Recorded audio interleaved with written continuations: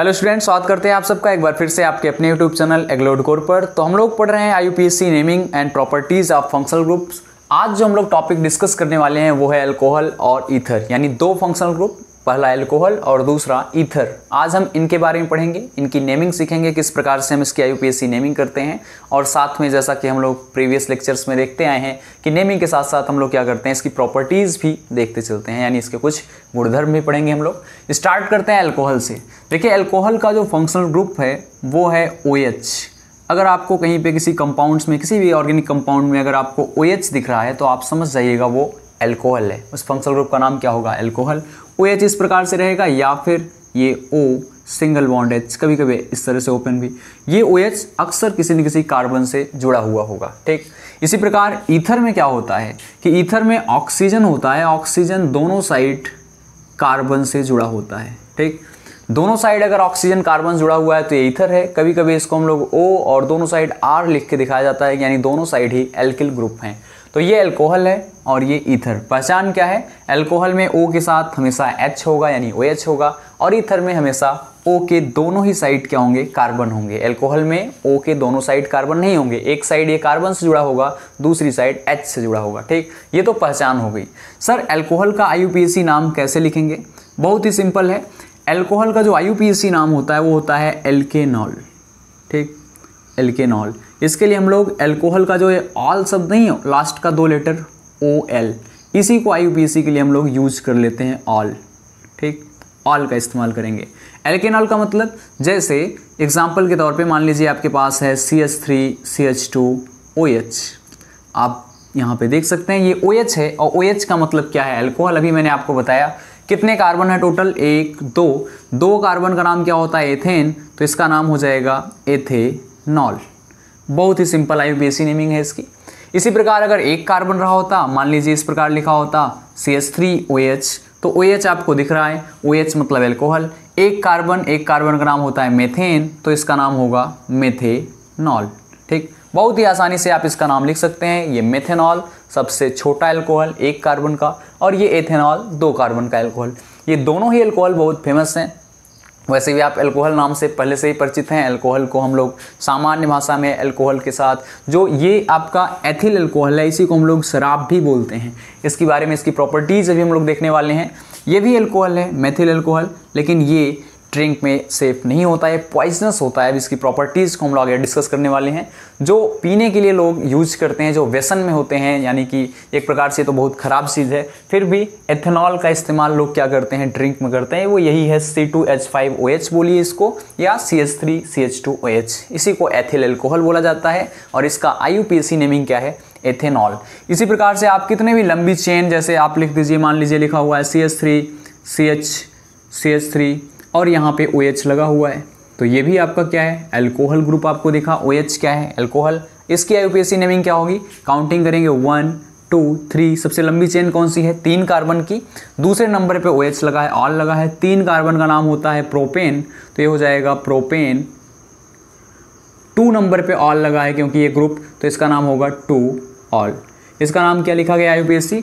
Propane 2 all. या इसको एक और तरीके से हम लिख सकते हैं, हम लोग इसको लिख सकते थे 2 प्रोपेनॉल भी लिखा जा सकता है इसको, तो आप चाहे जो इसका नाम लिख सकते हैं। इस प्रकार से अल्कोहल की IUPAC नेमिंग है। आपको कार्बन की चेन सबसे लंबी रखनी है, साथ में उधर से काउंटिंग करना है जिधर से अल्कोहल पहले मिले। जैसे मान लीजिए आपके पास लिखा हुआ है CH3 CH CH2 CH OH और यहाँ पे CH3। इसमें आप देख सकते हैं यहाँ पे आपको OH दिख रहा है, अल्कोहल ग्रुप। फर्स्ट ये कार्बन, सेकंड इधर, थर्ड ये, फोर्थ ये। हमने इधर से क्यों काउंट किया? क्योंकि इधर से सेकंड नंबर पे OH था, जबकि इस साइड से काउंट करते तो 1 2 3 नंबर पे आपको क्या मिलता? OH मिलता, वो कि ठीक नहीं था। हमको उधर से काउंटिंग करनी है जिधर से हमको पहले ग्रुप मिले या पहले ब्रांच मिलती है। 4 कार्बन का नाम क्या होगा? ब्यूटेन, तो इसका नाम भी लिखेंगे ब्यूटेन। और ब्यूटेन के साथ किस नंबर पे OH लगा हुआ है? 2, तो 2 ऑल। ये इसका IUPAC नाम है, ब्यूटेन 2 ऑल, या हम बोल सकते हैं 2 ब्यूटेनॉल, ठीक। इसको ऐसे भी लिखा जा सकता है 2 ब्यूटेनॉल, ठीक।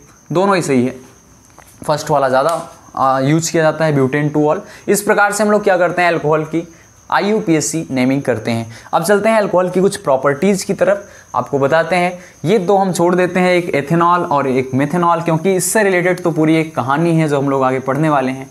देखिए जो एथेनॉल है ना, मैंने बताया कि ये लोग ड्रिंक के लिए यूज़ करते हैं, जो कि स्वास्थ्य के लिए बहुत ही ज़्यादा हानिकारक होता है, और इसको एथिल अल्कोहल भी बोला जाता है।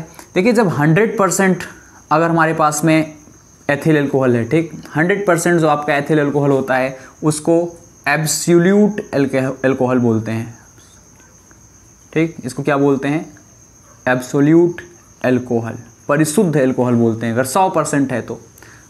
दूसरी चीज़, अगर आपसे डायरेक्ट पूछा जाएगा ऑब्सोल्यूट अल्कोहल किसे कहते हैं, तो 100% अल्कोहल जो होता है वो क्या कहलाता है, ऑब्सोल्यूट अल्कोहल कहलाता है।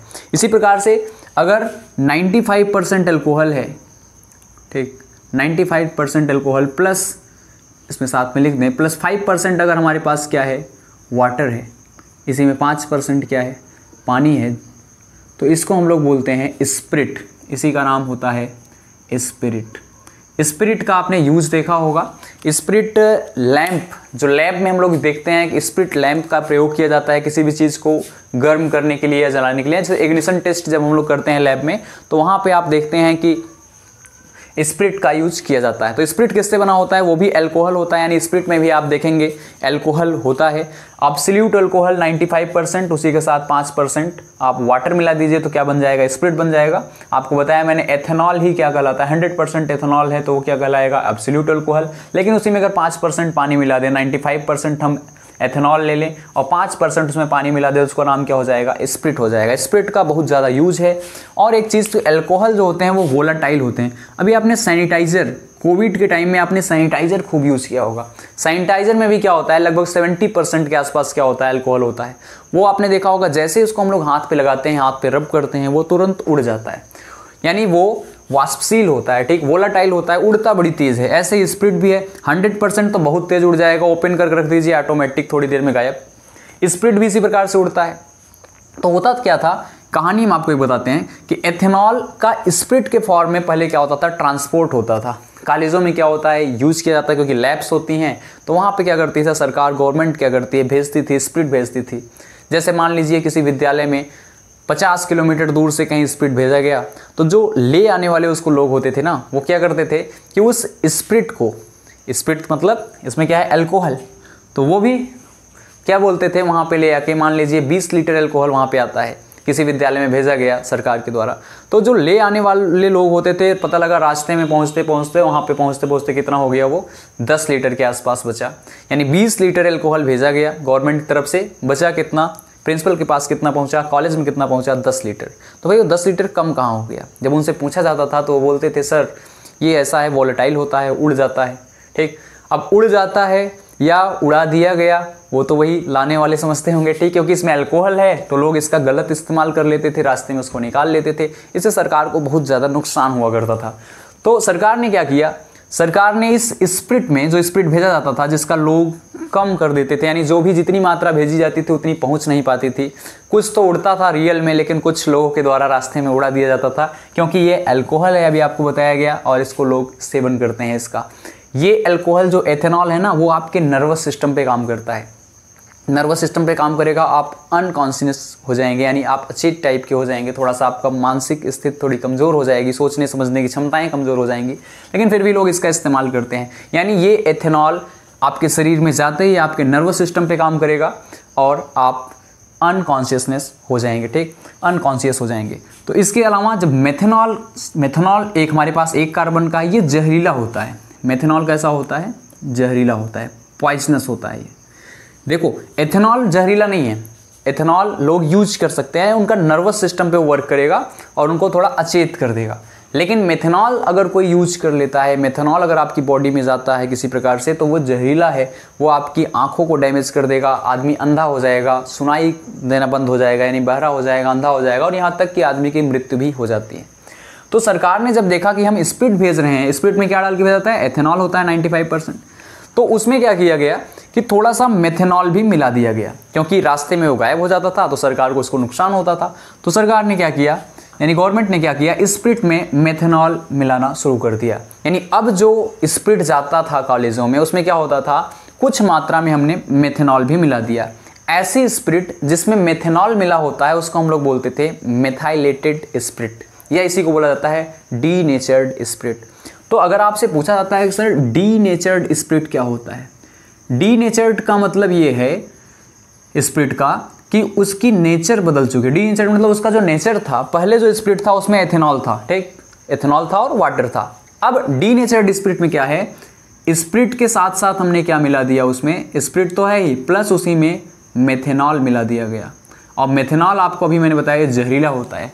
इसी डीनेचर्ड स्पिरिट का एक और नाम होता है, इसी को हम लोग बोलते हैं मेथाइलेटेड स्पिरिट, ठीक, क्योंकि इसमें हमने मेथिल अल्कोहल मिला दिया या मेथेनॉल मिला दिया, इसलिए इसका नाम क्या कर दिया, रख दिया गया मेथिलेटेड स्पिरिट। अब ये क्या बन गया, स्पिरिट तो था, अब भी ये जलेगा, फ्लेमेबल अब भी है, अब भी हम लैब में यूज कर सकते हैं जैसा कि पहले करते थे, अब भी वोलाटाइल है। लेकिन अब एक काम नहीं हो सकता, क्योंकि जब ये प्योर एथिल अल्कोहल था, एथेनॉल था, तो लोग इसका गलत इस्तेमाल करते थे, रास्ते में चोरी हो जाता था, कम हो जाता था। लेकिन जब मेथिल अल्कोहल उसमें मिला दिया गया, अब इसका कोई इस्तेमाल करेगा तो उसके स्वास्थ्य पे बहुत बुरा प्रभाव, यहाँ तक कि उसकी मृत्यु भी हो सकती है। तो मेथाइलेटेड स्पिरिट जब से जाने लगा तब से इसकी मात्रा में कोई भी कमी नहीं देखने को मिलती है, ठीक। तो ये था एथेनॉल और मेथेनॉल की कहानी।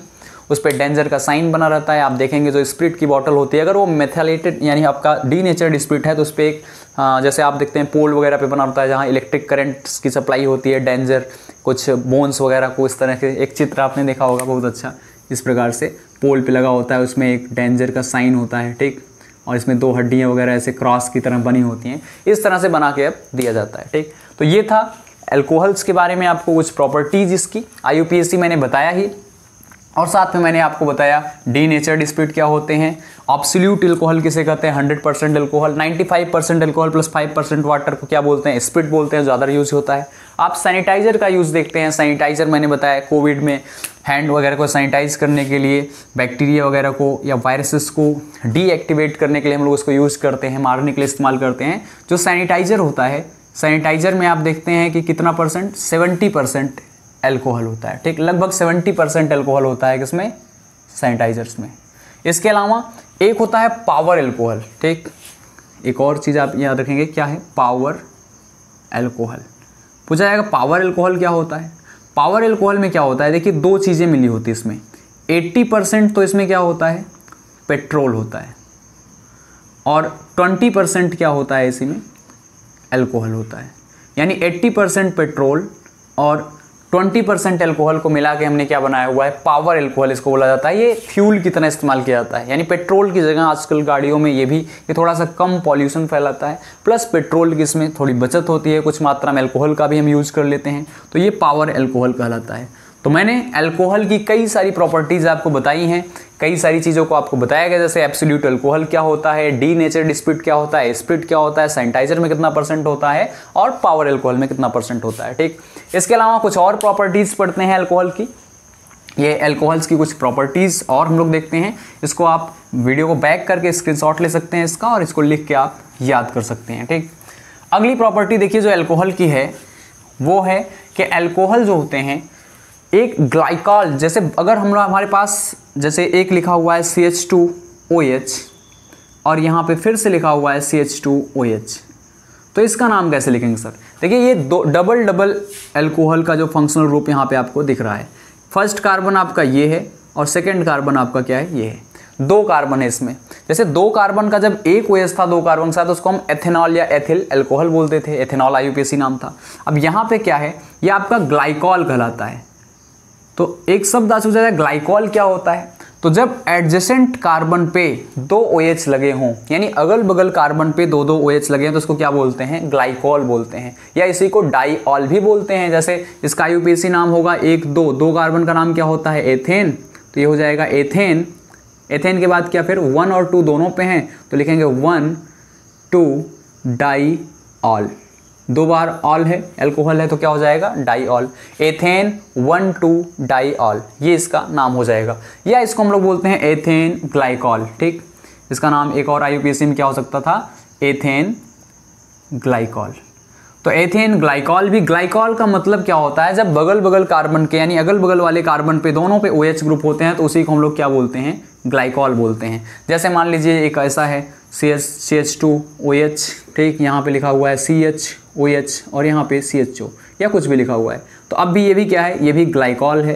क्यों ग्लाइकॉल है? क्योंकि इस पे भी यहाँ पे OH और यहाँ पे अगल बगल वाले कार्बन पे, एडिसेंट कार्बन पे अगर हमारे पास क्या होता है, अल्कोहल ग्रुप लगा होता है, OH लगा होता है, तो क्या कहलाता है, ग्लाइकॉल। लेकिन अगर हम बात करें जैसे ऐसे लिखा हुआ है CH2OH, यहाँ है CH2 और ये है CH2 या CH यहाँ पे लिखा हुआ है, मान लीजिए 1 2 3 वैलेंसी पूरी करते हैं, और यहाँ लिखा हुआ है CH2OH। अगर हम बात इसकी करते हैं तो ये ग्लाइकॉल नहीं है। इसमें भी आपको 2 OH दिख रहा है, ठीक, लेकिन ये ग्लाइकॉल नहीं बोल सकते इसको। इसका नाम IUPAC आप लिख सकते हैं, जैसे 1 2 3 1 और 3 पे है तो इसका नाम हो जाएगा, 3 का कार्बन का नाम क्या होता है, प्रोपेन, और 1 पे और 3 पे क्या है, 1,3-डाइऑल, ये इसका नाम हो जाएगा, ठीक। IUPAC नेम क्या है इसका, प्रोपेन 1,3-डाइऑल। लेकिन ये ग्लाइकॉल नहीं है, याद रखना है। ग्लाइकॉल क्यों नहीं है ये वाला कंपाउंड? क्योंकि ग्लाइकॉल में जो 2 OH होते हैं वो बगल बगल होने चाहिए, एडिसेंट कार्बन पे होने चाहिए, जबकि यहाँ पे एक OH फर्स्ट कार्बन पे है तो सेकंड कार्बन पे OH नहीं है, बल्कि उसकी जगह थर्ड कार्बन पे है, तो ये ग्लाइकॉल नहीं है। तो इस प्रकार से आपको मैंने बताया कि ग्लाइकॉल क्या होता है, उसका नामकरण किस प्रकार से करते हैं। अब देखिए ग्लाइकॉल की एक और प्रॉपर्टीज यहाँ पे हम लोग पढ़ते हैं कि जो ग्लाइकॉल्स होते हैं, यानी एल्कोहल्स में जो ग्लाइकॉल्स होते हैं वो क्या करते हैं, ऑक्सीडेटिव क्लीवेज दिखाते हैं। क्या करते हैं वो, ग्लाइकॉल्स, ठीक, जो ग्लाइकॉल्स हैं वो क्या करते हैं, ऑक्सीडेटिव क्लीवेज करते हैं। ऑक्सीडेटिव क्लीवेज किसके साथ ऑक्सीडेटिव क्लीवेज करते हैं, ये ऑक्सीडेटिव क्लीवेज करते हैं HiO4 के साथ। HiO4 का नाम क्या है, HiO4 का नाम है पर आयोडिक एसिड। पर आयोडिक एसिड बोलते हैं, HiO4 को क्या बोलते हैं, पर आयोडिक एसिड। तो ग्लाइकोल्स क्या कर रहे हैं, ग्लाइकोल्स हमारे पास ऑक्सीडेटिव क्लीवेज शो करते हैं, किसके साथ, पर आयोडिक एसिड के साथ, HiO4 के साथ, ठीक। अब हमारे पास में जो ग्लाइकॉल्स हैं वो ऑक्सीडेटिव क्लीवेज होता क्या है सर? देखिए ऑक्सीडेटिव क्लीवेज का मतलब है कि जो हमारे पास कार्बन्स हैं, ठीक, ग्लाइकॉल्स को ऐसे भी हम लिख सकते हैं। मान लीजिए जो कार्बन्स हैं आपके पास लिखा हुआ है CH2OH, यहाँ पे फिर है CH2OH, इसके ऊपर हम डाल देते हैं HiO4, यानी HiO4 का मतलब पर आयोडिक एसिड। तो ये क्या करता है, ये जो एडिसेंट कार्बन है इसको, इस बॉन्ड को ब्रेक कर देता है यहाँ से, ठीक। और जब ये ब्रेक करता है और साथ साथ यानी बॉन्ड की ब्रेकिंग करता है, क्लीवेज भी करता है और ऑक्सीडेशन भी करता है, इसीलिए हमने बोला कि पर आयोडिक एसिड क्या करता है, ऑक्सीडेटिव क्लीवेज करता है। तो ये ऑक्सीडाइज भी होगा, बॉन्ड ब्रेक हो जाएगा। अच्छा, ऑक्सीडेशन से बनेगा क्या, ये भी ध्यान रखना है। जैसे अभी हम इसको थोड़ी देर के लिए इरेज करते हैं, यहाँ पे लिखते हैं, जब भी किसी चीज़ का ऑक्सीडेशन आप करोगे, मान लीजिए आपने क्या किया, अल्कोहल का ऑक्सीडेशन किया, तो जब अल्कोहल का ऑक्सीडेशन आप करेंगे तो क्या बनेगा, एल्डिहाइड बनेगा, या एल्डिहाइड के अलावा बन सकता है क्या, कीटोन। जैसा होगा प्राइमरी सेकेंडरी उस हिसाब से, या तो एल्डिहाइड या तो कीटोन। और अगर आप एल्डिहाइड और कीटोन का ऑक्सीडेशन करते हो तो क्या बनेगा, एसिड, और एसिड का भी अगर आप ऑक्सीडेशन करते हो आगे चल के तो ये क्या बनाएगा, CO2 और H2O। यानी ये एक सीक्वेंस है, आपको ये याद रखना है। अल्कोहल का ऑक्सीडेशन करोगे एल्डिहाइड या कीटोन बनेगा, एल्डिहाइड या कीटोन का ऑक्सीडेशन करने से एसिड बनेगा, और एसिड का ऑक्सीडेशन करने से क्या बनेगा, फाइनल प्रोडक्ट जो होगा वो CO2 और H2O होगा, ठीक। ये आपको याद रखना है। ग्रुप आपको पता है, अल्कोहल का फंक्शनल ग्रुप क्या होता है, OH होता है, एल्डिहाइड का क्या होता है, CHO होता है, कीटोन का क्या होता है, CO होता है, और इसी प्रकार से एसिड का COOH और CO2 H2O तो है ही। तो यहाँ पे जब आपने इसका क्लीवेज कर दिया तो हुआ क्या, ये बन जाएगा अल्कोहल से, एक बार इसको एक कट हुआ है, एक बार बॉन्ड ब्रेक हुआ है, तो अल्कोहल से क्या नेक्स्ट स्टेप क्या है, अल्कोहल से एल्डिहाइड, यानी ये एक कार्बन का एल्डिहाइड बनेगा, एक कार्बन का एल्डिहाइड होता है HCHO ग्रुप है एल्डिहाइड का, और ये वाला भी ऐसे ही बनेगा, ये भी बन जाएगा HCHO, तो ये प्रोडक्ट बनेगा। यानी इसने क्या किया, बीच के बॉन्ड को ब्रेक किया, इसको ऑक्सीडाइज किया और नीचे वाले को भी ऑक्सीडाइज किया, ठीक। ये है आपका ऑक्सीडेटिव क्लीवेज, किसका, ग्लाइकॉल्स का। तो जब ग्लाइकॉल्स ऑक्सीडेटिव क्लीवेज करते हैं HiO4 के साथ, पैरायोडिक एसिड के साथ, जो प्रोडक्ट बनेगा आपके सामने है। मान लीजिए हमने कोई दूसरा एग्जाम्पल लिख लिया, सेकेंड एग्जाम्पल, मान लीजिए आपके पास इस प्रकार से लिखा है CH2OH, CHOH, और यहाँ लिखा हुआ है CH3, इसके ऊपर भी आपने क्या डाला, HiO4। अब क्या होगा, यहाँ पे भी आपको दिख रहा है ग्लाइकॉल्स हैं, अगल बगल क्या है, 2 OH हैं, तो ये इसको क्लीवेज करेगा, इसको ब्रेक करेगा। जब ये बॉन्ड ब्रेक होगा ऊपर क्या है अल्कोहल, तो एक कार्बन का अल्कोहल क्या बनेगा, एक कार्बन का एल्डिहाइड HCHO। नीचे ये भी क्या बन जाएगा, OH था तो क्या बन जाएगा CHO यानी एल्डिहाइड बन गया। और जब ये वाला कार्बन ब्रेक होगा, ये वाला बॉन्ड ब्रेक होगा, तो यहाँ देखो नीचे तो CH3 था, तो ये CH3 क्या कन्वर्ट हो जाएगा CH4 में, प्लस जो बीच वाला था ये क्या बनेगा, देखो इसको डबल कटिंग मिली है, 2 बार क्लीवेज इसका हो रहा है। एक बार ऊपर हुआ तो OH का क्या हो गया, अल्कोहल क्या बन गया, एल्डिहाइड। लेकिन जब दोबारा नीचे फिर से क्लीवेज हुआ तो ये एसिड बन गया होगा। यानी फर्स्ट टाइम जब बॉन्ड ब्रेक हुआ तो अल्कोहल ये था, अल्कोहल से क्या बना होगा, एल्डिहाइड। और जब दोबारा नीचे बॉन्ड इसका फिर से क्लीवेज हुआ तो एल्डिहाइड से क्या बन गया, एसिड। यानी ये एक कार्बन का एसिड बन गया होगा। इसका फार्मूला होगा HCOOH, फॉर्मिक एसिड। ये फॉर्मल्डिहाइड और ये फॉर्मिक एसिड। इस प्रकार से कुछ क्लीवेज के एग्जाम्पल्स आपको देखने को मिलते हैं। कुछ और एग्जाम्पल्स लेते हैं और ज़्यादा आपको समझाते हैं कि किस प्रकार से और ग्लाइकोल्स जो हमारे पास में हैं उनका क्लीवेज होता है। मान लीजिए हम एक एग्जाम्पल लेते हैं, लिखा हुआ है CH2OH, CHOH और फिर लिखा हुआ है CH2OH। इस पे हमने डाल दिया HiO4। यहाँ याद रखना है HiO4 हम एक्सेस में ले रहे हैं, ठीक, यानी जितना यूज हो पाएगा। अब देखिए फर्स्ट टाइम ये बॉन्ड यहाँ से ब्रेक होगा, जब ये ब्रेक होगा तो क्या बनेगा, ऊपर वाला CH3OH था यानी CH2OH था, अल्कोहल से क्या बनेगा, एल्डिहाइड, क्या बनेगा HCHO। साथ में जब इसको ब्रेक करेंगे ये वाला बॉन्ड तो नीचे वाला क्या बनेगा, ये भी बनेगा HCHO। लेकिन ये जो बीच वाला है इसको फिर से डबल बार आपको कट मिला, एक बार ऊपर से एक बार नीचे से। तो फर्स्ट टाइम अल्कोहल से एल्डिहाइड, सेकंड टाइप क्या बनेगा, एसिड, यानी ये बन जाएगा HCOOH। ये हमारे पास 3 चीज़ें यहाँ पे मिली हैं। 2 फॉर्मल्डिहाइड बना है 2 मोल और 1 मोल हमारे पास क्या बना हुआ है, फॉर्मिक एसिड। 1-2 और एग्जांपल्स आपको समझाते हैं। मान लीजिए कहीं पे ऐसे है CH2OH और साथ में लिखा हुआ है CHO, इस पे आपने डाल दिया HiO4। अब क्या होगा सर, अब देखिए यहाँ पे एक बॉन्ड है केवल, इसको ब्रेक किया, जैसे ये ब्रेक होगा ये ऊपर अल्कोहल था, क्या बन जाएगा, एल्डिहाइड यानी HCHO। और नीचे पहले से ही एल्डिहाइड था, इस बार CHO था, तो ये क्या बन जाएगा, HCOOH। क्योंकि एल्डिहाइड के आगे क्या है, एल्डिहाइड के आगे क्या बनता है, एसिड बनता है, तो ये एक एसिड है और ये अल्कोहल से क्या बना, एल्डिहाइड। इसी प्रकार से कुछ और एग्जांपल्स लेते हैं। मान लीजिए आपके पास ऐसे लिखा हुआ है CHO, नीचे लिखा है CHOH और फिर लिखा हुआ है CH2OH। क्या बनेगा इसमें, देखिए फर्स्ट क्लीवेज HiO4 हम लोग इसमें भी डाल रहे हैं। फर्स्ट क्लीवेज होगा यहाँ से, CHO का क्या हो जाएगा, COOH यानी एल्डिहाइड से क्या बनेगा, एसिड। फिर इसका नीचे भी क्या बनेगा, अल्कोहल है तो अल्कोहल से क्या बनेगा, एल्डिहाइड यानी ये हो जाएगा HCHO। और ये बीच में था, अल्कोहल से डबल क्लीवेज मिला एक बार ऊपर से तो एल्डिहाइड बन गया अल्कोहल से, फिर नीचे क्लीवेज हुआ तो एल्डिहाइड से क्या बन गया, एसिड। जब 2 बार बॉन्ड इसका ब्रेक होगा ना दोनों तरफ से, तो ये 2 स्टेप आगे चला जाएगा। तो अल्कोहल से 2 स्टेप, फर्स्ट स्टेप पे यहाँ पहुंचा, सेकंड स्टेप से एसिड, तो एसिड बन जाएगा HCOOH। इस प्रकार से ये प्रोडक्ट बना। एक लास्ट एग्जाम्पल हम आपको बताते हैं इसका क्लीवेज का। मान लीजिए एक उदाहरण लेते हैं, मान लीजिए लिखा हुआ है एक कंपाउंड है CH2OH, यहाँ पे है C+O और यहाँ है CHO। इस पे हमने क्या डाला, HiO4। क्या बनने वाला है, देखिए फर्स्ट टाइम इसको ब्रेक करेंगे, अल्कोहल से क्या बनेगा, एल्डिहाइड HCHO। सेकेंड टाइम ये वाला बॉन्ड ब्रेक होगा, नीचे पहले से ही एल्डिहाइड था, CHO था, तो CHO से क्या चेंज होता है, यानी एल्डिहाइड से क्या बनता है, एसिड HCOOH। और बीच में ये बचा हुआ था जो आपका CO, ये CO कीटोन था, ठीक, CO मतलब कीटोन। कीटोन को डबल क्लीवेज मिला। डबल क्लीवेज का मतलब एक बार ये कीटोन किस में कन्वर्ट हुआ होगा, एसिड में, जब ऊपर का बॉन्ड ब्रेक हुआ। जब नीचे का बॉन्ड ब्रेक हुआ तो एसिड से क्या बन गया होगा, CO2 और H2O, यानी यहाँ ये कन्वर्ट हो चुका होगा CO2 और H2O में। यानी इसमें 3 ये प्रोडक्ट बना है, HCHO, एक HCOOH, एक CO2 और एक H2O। तो ये इस प्रकार से क्लीवेज होता है। ऑक्सीडेटिव क्लीवेज के बारे में मैंने आपको समझाया। ये थी कुछ अल्कोहल की प्रॉपर्टीज़। अभी कुछ प्रॉपर्टीज़ और हैं ऑक्सीडेटिव क्लीवेज के अलावा। एक डायरेक्ट आपको याद रखना है कि अल्कोहल्स जो होते हैं वो क्या करते हैं, अल्कोहल्स जो हैं वो हेलोफॉर्म टेस्ट दिया करते हैं, ठीक।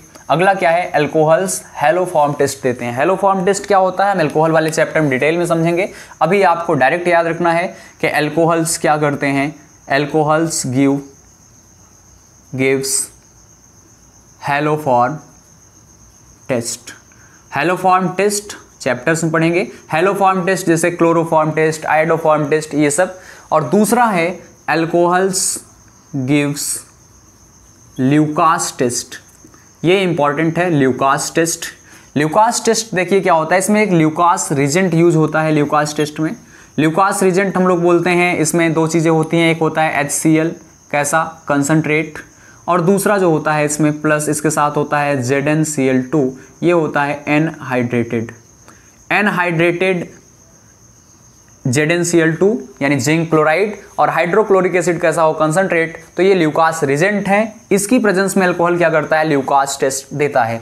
होता क्या है, जैसे मान लीजिए कहीं लिखा है CH3OH, ठीक, इस प्रकार से है। जब इस पे हम लोग क्या करते हैं, ये डालते हैं, या मान लीजिए इसको थोड़ा और दूसरा कंपाउंड लेते हैं, मान लीजिए लिखा हुआ है CH3CHOH और यहाँ पे क्या है CH3, इस प्रकार से। अब क्या होगा, ये जो हमारे पास में अल्कोहल है, इसके ऊपर मान लीजिए आपने डाल दिया क्या, HCl कंसनट्रेट, वही यही प्रोडक्ट यानी ल्यूकास रीजेंट आपको डालना है, HCl कंसनट्रेट, और क्या डालेंगे साथ में ZnCl2 एनहाइड्रेट। तो ये क्या करेंगे, ये OH को ये HCl से रिप्लेस होता है, ये बनता है एल्किल हैलाइड CH3CH, ये Cl, यानी जहाँ OH था वहाँ क्या लग जाएगा, Cl लग जाएगा। तो इसी को हम लोग क्या बोलते हैं, ल्यूकास टेस्ट। लेकिन यहाँ एक बहुत इंपॉर्टेंट बात है कि ल्यूकास टेस्ट जो होते हैं वो टर्सरी अल्कोहल जो होते हैं वो सबसे फास्ट देते हैं, सेकेंडरी अल्कोहल उससे स्लो, और प्राइमरी अल्कोहल बिल्कुल स्लो। यानी ये रिएक्शन की जो स्पीड है, ठीक, या जो कह सकते हो रिएक्शन का जो रेट है, टर्सरी वाले में बहुत फास्ट होगा, सेकेंडरी वाले में क्या होगा, स्लो होगा, और प्राइमरी में एकदम स्लो होगा। होता क्या है ल्यूकास टेस्ट में, देखिए ल्यूकास टेस्ट में क्या होता है, जब ये बनता है यानी अल्कोहल जब एल्किल हैलाइड में चेंज होता है, ये क्या था, अल्कोहल था, और इसके बाद क्या बना, एल्किल हैलाइड।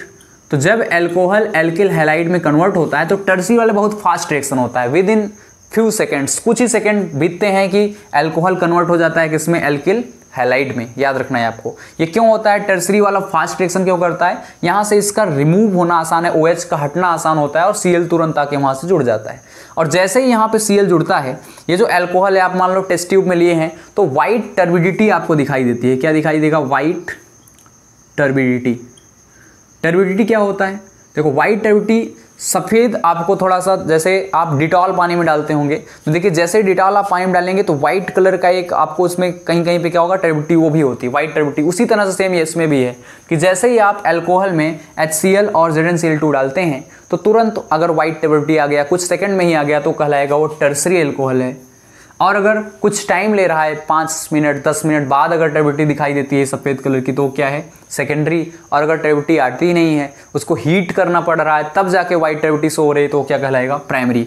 इसका मतलब टर्सरी अल्कोहल ल्यूकास टेस्ट तुरंत देते हैं, secondary with in few minutes, 5-10 minute बाद टेस्ट यानी टर्बिडिटी शो होगी, और प्राइमरी वाले टर्बिडिटी शो ही नहीं करते। जब उनको हम गर्म करेंगे, यानी परखनली को टेस्ट ट्यूब को गर्म करते हैं, रिएक्शन को हीट देते हैं हम लोग, तब जाके वो क्या करेगा, वाइट टर्बिडिटी शो करेगा। ध्यान में वाइट प्रेसिपिटेट नहीं है, यानी उस लेयर कोई लेयर नहीं बनेगी सॉल्यूशन में ऊपर, ना तो कुछ नीचे बैठेगा, ये वाइट कलर का एक टर्बिडिटी शो होगा, फिर डिजॉल्व गायब हो जाएगा, वो कलर क्या हो जाएगा, फिर गायब हो जाएगा। तो थोड़ी देर के लिए वाइट टर्बिडिटी आपको शो होगी। तो ये था टर्सरी, सेकेंडरी और प्राइमरी। यानी अगर आपको प्राइमरी, सेकेंडरी और टर्सरी अल्कोहल में अंतर करना हो, पता लगाना हो कौन सा अल्कोहल, आपको 3 टेस्ट ट्यूब दे दिया गया, पता लगाना है किसमें प्राइमरी है, किसमें सेकेंडरी, किसमें टर्सरी, तो आप ल्यूकास टेस्ट कर सकते हैं। ल्यूकास रीजेंट आप उसमें डालेंगे तो ये क्या होगा, आसानी से ल्यूकास टेस्ट के द्वारा पता लग जाएगा कौन सा प्राइमरी, कौन सा सेकेंडरी और कौन सा टर्सरी है।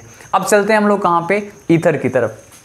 देखिए ये हो गया आपका अल्कोहल समाप्त। अब हम लोग चलते हैं नेक्स्ट ईथर की तरफ। ईथर में मैंने आपको पहले ही बताया कि ईथर में क्या होता है, ऑक्सीजन होता है, दोनों तरफ कार्बन से जुड़ा हुआ होता है, यानी दोनों तरफ R इसके लगा हुआ है, आप R एल्किल ग्रुप बोल सकते हैं। जैसे एक एग्जांपल लेते हैं, मान लीजिए आपके सामने लिखा हुआ है CH3OCH3, ठीक, ये क्या है, आपका ईथर है, ऑक्सीजन बीच में, दोनों साइड कार्बन। इसका नाम क्या होता है, ईथर का जो नाम होता है वो होता है एल्कोक्सी एल्केन। IUPAC नाम इसका कैसे लिखेंगे, एल्कोक्सी एल्केन।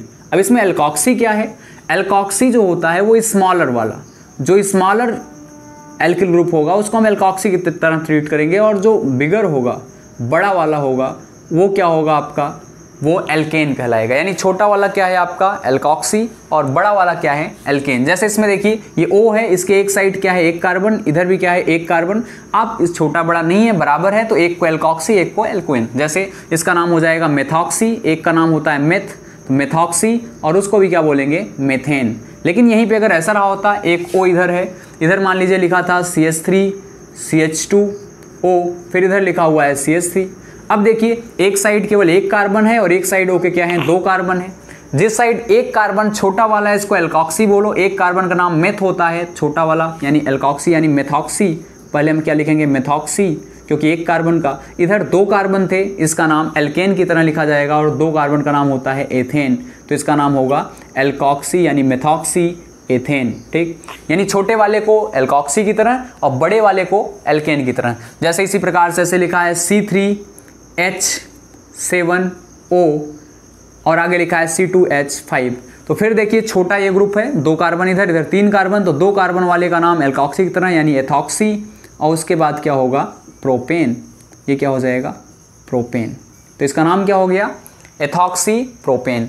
इसी प्रकार से आप इसको बड़ा कर सकते हैं जितना भी चाहें, यानी 1 कार्बन के 2 कार्बन 4 कार्बन, यानी आपको देखना है O के दोनों साइड कार्बन के नंबर, आसानी से आप उसको उसके बाद इसका नामकरण लिख सकते हैं। अब चलते हैं इसके आगे। देखिए जो इसकी कुछ प्रॉपर्टीज, अगर हम लोग जनरल प्रॉपर्टीज देखते हैं तो ईथर्स होते हैं एक्सप्लोजिव होते हैं, ये भी विस्फोटक होते हैं। जैसा कि आपको पहले ही मैंने बताया था, ईस्टर आपने पढ़ के आया, पीछे पढ़ के आया कि ईस्टर जो होता है वो भी क्या होता है, विस्फोटक एक्सप्लोजिव होते हैं, एक्सप्लोड कर जाते हैं।